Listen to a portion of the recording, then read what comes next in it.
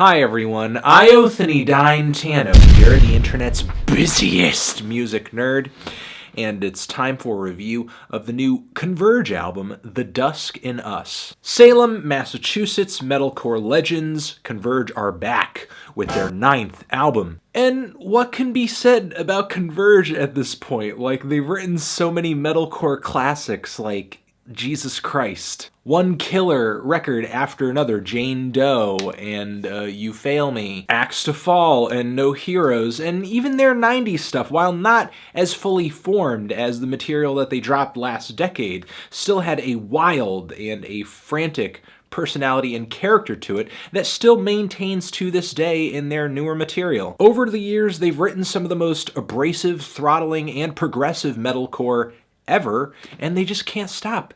They just keep it going. Now, the band's last full-length record, 5 years ago in 2012, All We Love We Leave Behind, seemed to me almost like an exercise in dynamics and melody for the band. Easily their most varied album so far in terms of style and emotion and intensity. The band was staying pretty true to their metalcore roots while working in some very obvious nods to sludge metal and post-hardcore. And it's fantastic even now to see the band continuing to challenge themselves and release quality albums. Now, Converge haven't dropped a major disappointment of a record yet, in my opinion. So as a result, with this new album, my expectations going into it were high. And given the ever-changing landscape of loud rock, with how eager Converge seemed to be to step outside of their comfort zone on their last album, I expected this new record over here to deliver some risks as well. But simultaneously, tracks like I Can Tell You About Pain, for me, kind of felt like these short, formulaic teasers where it was kind of Converge by the numbers. The singles to me did not feel as groundbreaking or as exciting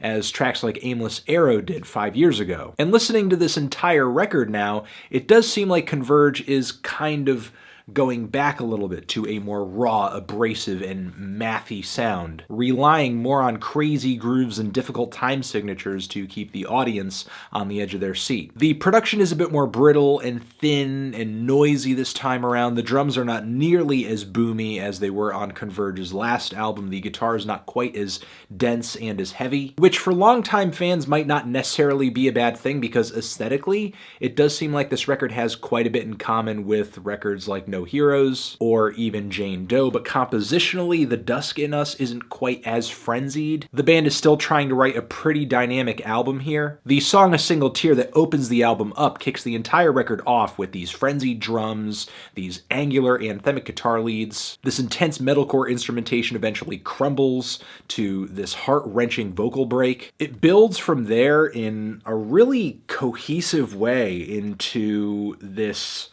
amazing ascending set of drums and guitar riffs and leads. Then you have this refrain about a single teardrop falling and these noodly epic guitars that, like, it's amazing that Converge on this track is really writing one of their most finely crafted and detailed songs. Like, the band brings this incredible visceral energy on this track and many other tracks, but when you actually get into the nitty-gritty of this song and many others on here, like, they are so detailed, they're so intricate, they're so methodically assembled, but it doesn't necessarily seem like that on the surface. It's almost like the band is just so wild and angry and aggressive that they're just like, you know, pulling all of this out of the ether. Following tracks like Under Duress have these amazing, empowering gang vocals, this cycling, hypnotic, headbanging riff. ARKHIPOV Calm, if I'm pronouncing that correctly, has these amazing syncopated rapid-fire drums and guitars that play throughout the track that are really like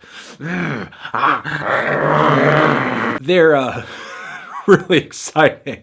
And Jacob Bannon's impassioned shouts throughout the cut are incredible too. His monstrous screams just slice through the insanity of the instrumentation as usual. And the Cruel, Cruel World bit on the song Wildlife is easily one of the catchiest choruses on the entire record. And I Can Tell You About Pain, honestly, within the context of the album, has really grown on me, and digging deeper into the lyrics of the album, it almost seems like the song is about trying to survive and get away from some kind of abusive relationship. Not necessarily a romantic one. It could be read maybe that way, but it seemed like the relationship could have been applied to a lot of different scenarios. The point that I'm trying to make is on these 4 tracks I just mentioned, and on other songs here, the band is writing this vein-popping metalcore music that still has some really catchy details woven into it, or just some really interesting lyrical or musical ideas that really kind of stick with me. Very little of this album goes by in a blur, as much meat and potatoes metalcore does. But Converge, despite their rage, despite the frenzy of their music, it really kind of comes down to detail, detail, detail. Case in point, the song Broken by Light, which I think is a testament to just how much musically the band can pack into 1 minute and 40 seconds. There are only a few tracks here that, while they were angry and loud and aggressive, didn't leave much of a compositional impression on me, and that would probably be Cannibals and Eye of the Quarrel. The one track that really did start to test my patience, though, had to have been the 7-minute title song on this thing, which features these lifeless lead vocals and a kind of drab guitar passage at the very start that don't do too much for me. But I do like the way you have these ghostly tones kind of swelling at a few different points in the song behind the vocals, behind the rhythm guitars. It's got a bit of a post-rock atmosphere to it and a pretty heavy, powerful ending. And I get the record needed a centerpiece, and I get that the band is trying to be more versatile. I understand and accept that. However, there has to be some kind of functional middle ground between extreme anger, extreme volume, and extreme emptiness, extreme which I think the song Thousands of Miles Between Us comes closer to achieving. This track is one of the more low-key cuts in the track listing here, and it has its underwhelming moments too, but the vocals do reach a more passionate high toward the end, and by vocals I mean the cleanly sung vocals, not the screams. It almost turns into like this sad, dejected alt-rock song with like metal guitars, almost kind of reminding me of Code Orange a little bit, but you know, it has its own vibe. And there are a few other experiments in the track listing here that I think panned out really well. Like on the song MURK and MARROW, which features like these tense, spazzy shots of guitar over these like really primal bass lines and drum beats. It has a really odd structure for a song, like a really odd, just tension-based foundation, but it kept me on the edge of my seat the entire time. And then you have the very groovy and sinister Trigger, which has just this head-bobbing, devilish funk to it that is kind of odd and totally unexpected for Converge. And they totally pull it off with their usual level of aggression and with their tight, flawless performance style. The ending of this album is somewhat solid. The final tracks segue into one another pretty nicely. However, I wouldn't say Reptilian is one of the best finishers of any Converge record. I feel like it is one of the sludgier, heavier, more harmonious tracks on the album, so it almost kind of became the de facto closer on this thing as a result. It's okay, it's a little anticlimactic, though I will give the song kudos for having some of the best lyrics on the entire record. I love the themes on this track of just endless war and control and a higher evil power sort of just playing things down below like it's a chess game. But still, I can't help but feel like this song could have landed at least at a few different spots in the track listing, and the album really kind of could have run the same. All that being said, though, I think this is another incredibly solid and super enjoyable Converge album. Like, the band just keeps putting numbers on the board, and the band keeps writing some of the best music that this genre has to offer. They're still one of the most unique bands in loud rock, in rock in general. And I feel like the lyrical themes on this album of violence and a lack of compassion in mankind in general hit even harder than they usually do given the social climate we're in the midst of. I love this thing.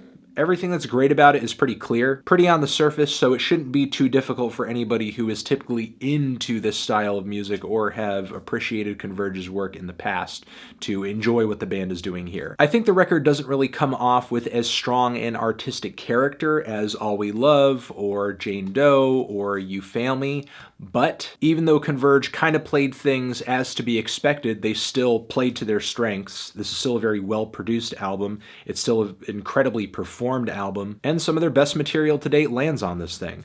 I'm feeling a light to decent 8 on this record. Transition Have you given this album a listen? Did you love it? Did you hate it?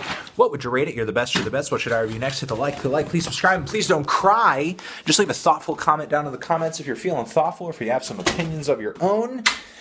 And over here next to my head is another Converge review that you can check out, or you can click on that. You can also click on the link to subscribe to the channel. Hit that reminder bell too if you can. And that's it, guys. We'll see you in the next one. Converge, the Dusk in us, forever.